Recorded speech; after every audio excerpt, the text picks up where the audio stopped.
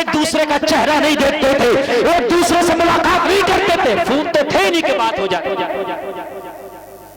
سمجھ رہے ہیں؟ اور آج کے حالات کیا ہیں؟ ابھی نکاح نہیں ہوا، خالی رشتہ ہو گیا، فون لے کے دے دیا جاتا، رات و دن باتیں چل رہی ہیں۔ بھئی کیوں بات چل رہی ہے؟ کہ مولانا تمہیں پتہ نہیں ہے رشتہ ہو گیا ہے، وہ بے وقوف رشتہ ہی تو ہو گیا۔ شریعت نے رشتے کو کچھ نہیں مانگا، منگنی کی کوئی حیثیت نہیں، منگنی کی کوئی اوقات نہیں، جب تک کیا نکاح کے تو الفاظ نہ پڑ گئے یہ اجنبی ہے، یہ غیر ہے۔ ہم نے تو رشتے بھی ٹوٹتے دیکھے ہیں، ہم نے تو براتیں بھی لوٹ بھی دیکھی ہے۔ یہ جو لڑکی رشتے کے بعد ہونے والے شوہر سے باتیں کر رہی ہے، اس لڑکے سے باتیں کر رہی ہے جس سے رشتہ جڑا ہے، اگر کل کو رشتہ ٹوٹ گیا تو مجھے بڑا بزرگ کھڑا ہے تو وہ وہیں کھڑی کھڑی سوکھ جاتی تھی، لیکن اس گھر سے وہ اس گھر تک نہیں جا پاتی تھی۔ یہ بات حقیقت بتا رہا ہوں، آپ نے دیکھا ہوگا 20 سال پہلے چچا کھڑے ہیں، ماں کہہ رہی ہے بیٹی میں نے تو تجھے بہت دیر پہلے بھیجا تھا، یہ چیز لے آ، کیا کروں؟ تایا کھڑے ہیں، کیا کروں؟ بڑا بھیا کھڑا ہے، اور اگر سگا بھائی بھی نہیں کوئی خاندانی بھائی بھی ہے تب بھی وہ شرم کی وجہ سے جاتی نہیں تھی۔ ادب تھا اس لیے حیا تھی، ہے نا؟ پہلے زمانے میں اگر شادی ہو گئی، جملہ سنیے، چچا لوگ میری بات کو زیادہ کہیں گے، ہاں بات مفتی صاحب بالکل صحیح کہہ رہے ہیں، بیٹا ابھی تمہیں پتہ نہیں ہوگا لیکن لوگوں سے شادی ہو گئی، نکاح ہو گیا، کیا ہو گیا؟ نکاح کے بعد میں لڑکی اپنے شوہر کی امانت ہو گئی، وہ جب چاہے اس سے ملے، جب چاہے اس سے بات کرے، جہاں چاہے لے جائے اسے، اس لیے کہ شرعی اعتبار سے اس کا رشتہ بن گیا۔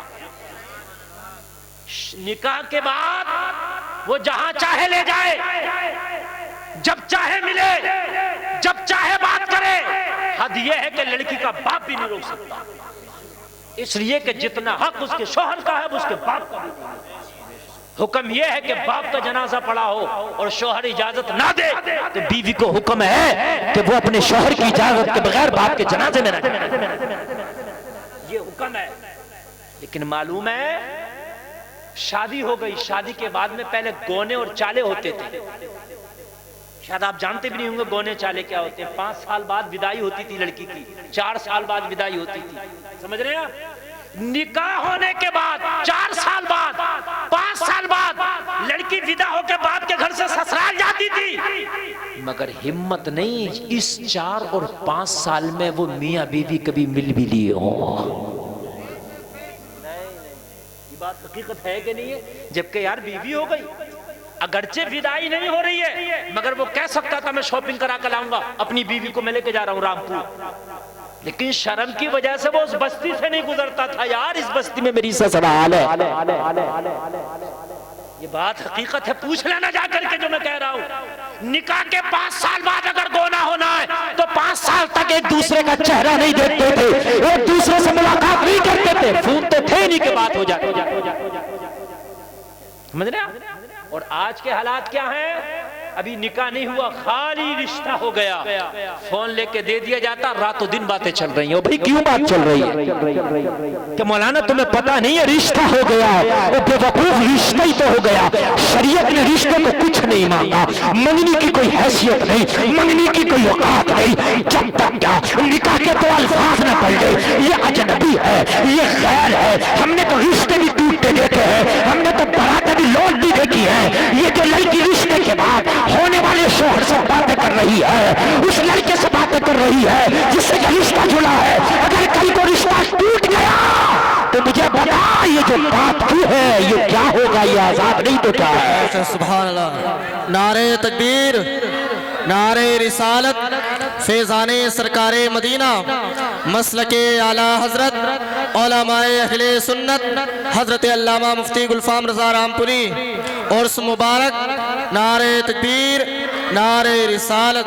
سبحان اللہ۔ اور بھائی کان کھول کے سن لو، رشتے سب کے گھر میں ہوتے ہیں، میرا گھر ہو یا آپ کا گھر ہو، بیٹیاں سب کے گھر میں ہیں، میرا گھر ہو یا آپ کا گھر ہو، لیکن اپنے گھروں میں کچھ قانون بنا دو، رشتہ ضرور کریں گے مگر نکاح سے پہلے ہمارے گھر کی بچی اس لڑکے سے بات نہیں کرے گی، فون آپ کو بھیجنے کی ضرورت نہیں ہے، دعا خیریت کی بات ہے آپ ہم سے کر لیجئے، ہم ہیں نا، رشتہ ہوگا اس کے بعد بات نہیں ہوگی، نکاح ہو جائے آپ فون پہ بات کرو، نکاح ہو جائے سامنے سے بات کرو، نکاح ہو جائے جہاں چاہو تمہاری بیوی ہے لے کر کے جاؤ، مگر نکاح سے پہلے اس کی عزت کی حفاظت کی ذمہ داری بھائی کے اوپر ہے، اس کی عزت کی حفاظت کی ذمہ داری اس کے بوڑھے باپ کے اوپر ہے۔ او جلسے میں آنے والوں یہ قانون ختم کر دو، یار پہلے کتنے زیادہ ادب تھے کہ شادی کے بعد نکاح کے بعد بھی اگر وداعی نہیں ہوئی تو ایک دوسرے کا چہرہ نہیں دیکھتے تھے، آج تو خالی رشتہ ہو جائے تو شاپنگیں ہوتی ہیں، گفتگو ہوتی ہے، یہ کہاں سے جائز ہے؟ اس چیزوں کو اپنے معاشرے سے نکالو۔ ہم نے اپنا آئیڈیل اسلام کو بنانا ہے۔ ہم نے یہ نہیں دیکھنا کہ بالی ووڈ کیا کر رہا، ہم نے یہ نہیں دیکھنا کہ ہالی ووڈ کیا کر رہا۔ یار ہم تو ادب والے ہیں، اور جہاں ادب آ جاتا نا وہاں حیا آ جاتی ہے۔ ذرا بولو نا سبحان اللہ، حیا آ جاتی ہے۔ اور حیا جو ہے ایمان کا شعبہ ہے۔ جہاں حیا ہے وہاں ایمان ہے، جہاں بے حیائی ہے وہاں سے ایمان کا جنازہ نکل جاتا ہے۔ کہاں جا رہے ہیں؟ بیٹھے رہو، اب آپ جلسہ شروع ہوا، بڑی مشکل سے ان لوگوں کو خاموش کیا۔ اب بات سمجھ رہے ہیں آپ کیا نہیں سمجھ رہے ہیں؟ ادب ادب، تھوڑا سا اس پر میں بول رہا ہوں، ذرا بولنے دیجیے آپ مجھے۔ جن گھرانوں میں ادب نہیں ہے، اور میرے بھائیوں سنو، نوجوان بھی سنیں، بوڑھے بچے سب سنیں، جب تم بادب ہوگے تو تمہاری اولاد بادب ہوگی۔ تم چاہو کہ ہم بے ادب رہیں، ہماری اولاد بادب رہے، نہیں ہو سکتا۔ بچے کی کیچنگ پاور بڑی تیز ہوتی ہے، بہت تیز ہوتی ہے۔ بچے کے سامنے جو ہوتا فوراً کیچ کر لیتا ہے، اپنے دماغ کے آئینے میں بٹھا لیتا ہے، پھر بچہ اسی کو فالو کرتا ہے۔ تم چاہتے ہو تمہارے گھر میں بچے بادب ہوں تو اپنی ماں کو تم اور آپ سے بولو، اپنے باپ کو آپ سے، اپنے بڑے بھائی کو آپ سے بولو، چھوٹے بھائی کو تم سے بولو، ہے نا؟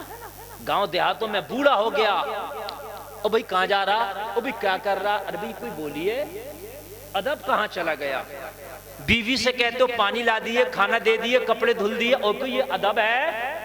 جب تو اپنی بیوی سے بولے گا تو تو تیری بیوی کے بچے جو ہوں گے، جو تیرے بچے ہوں گے، وہ اپنی ماں سے بھی تو کر کے بولیں گے۔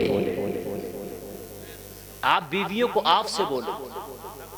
اب کچھ لوگ سوچتے ہیں گاؤں دیہات کا ماحول ایسا ہوتا، اور بھئی یہ جورو کا غلام ہو گیا، اپنی بیوی کو بڑی آپ جناب سے بولتا ہے یہ۔ اور میرے بھائی ادب کرنے کا نام غلامی نہیں ہے۔ میرے آقا صلی اللہ تعالی علیہ وسلم کا تو حال یہ ہے، اپنی بیویوں سے اتنی محبت کرتے میرے آقا، اتنی محبت کرتے میرے آقا، میرے نبی نے فرمایا مجھے خوشبو بہت پسند ہے اور مجھے اپنی بیویاں بہت پسند ہے۔ اور ایک بات اور بتا دوں، کچھ لوگوں میں یہ عادت ہوتی ہے، مذاق بناتے ہیں، اگر کوئی اپنی بیوی سے محبت کرنے لگ جائے تو جورو کا غلام ہو گیا۔ ابھی تمہیں پتہ نہیں ہے، بیوی سے محبت کرے گا تو غیر کی محبت نہیں آئے گی اس کے دل میں۔ یار حلال چیز کھائے گا تو حرام کے پاس نہیں جائے گا۔ اور بھائی شراب سے محبت ہو گئی تو حرام ہے نا، اور پانی سے محبت ہونا چاہیے، جائز ہے نا۔ اب اگر پانی سے محبت ہو جائے شراب کے مقابلے میں تو مذاق نہ بناؤ، خوش ہو جاؤ۔ اگر بیوی سے محبت ہے تو غیر کی طرف تو نظر نہ اٹھائے گا نا، تو بیوی سے محبت ہونا تو اچھی بات ہے نا، حرام سے بچا رہے گا۔ جن گھروں میں میاں بیوی میں محبت ہوتی ہے وہاں مسٹر شیطان نہیں آتے، اس لیے کہ پھر ان کا کام نہیں چلتا۔ جن میاں بیویوں میں محبت ہوتی ہے اس گھر میں رب کی رحمت برستی ہے۔ جہاں میاں بیویوں میں محبت ہوتی ہے اس گھر میں برائی کم آتی ہے۔ جن میاں بیویوں میں محبت ہوتی ہے ان کی اولاد باادب ہوتی ہے۔